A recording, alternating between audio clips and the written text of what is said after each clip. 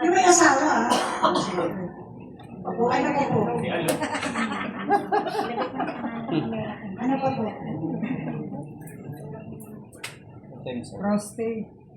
Prostate, 30 ml, 3 times a day. After meals. Sa ATI. Lahat. Mag-start po kayo. Kung feeling nyo may sakit po kayo, 30 ml 3 times a day. Pero kung mas malala, mag-6 ml na kayo. Klaro po? Now, kung gusto nyo kumalik agad, lock-locking nyo na. Yes.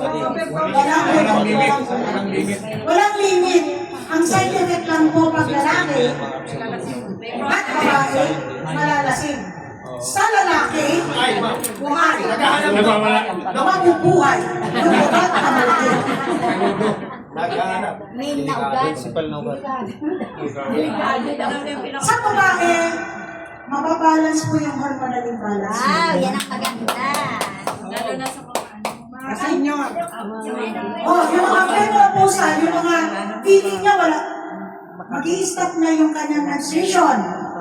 Pero pag uminom ng tibicus, lalabas lahat yung mga unwanted. Yung mga duhok na buo-buo. Meron pa ako pasyente.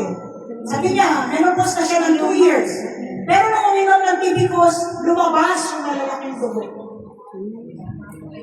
Lilinisin niya talaga yung mga unwanted. Remember, we are living with bacteria. We are living with microorganisms. Dalmoranas. Yes, kahit almoranas pa yan. Dialysis, ma'am. Sa dialysis, opo. Ilan po yun, ma'am? Sa dialysis, depende kasi yan, ma'am.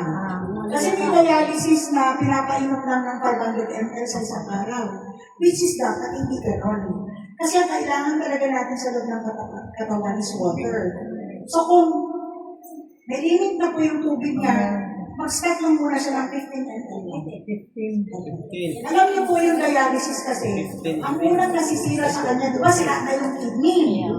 Susunod masisira sa kanya yung kanyang mga buto. Magkukompress lahat yung kanyang lumbar. Okay? Compress yan lahat. Kasi I'm already in my 17 years in my profession, kaya alam ko lahat ng nangyayari sa pasyente. Ikaw ba naman 17 years?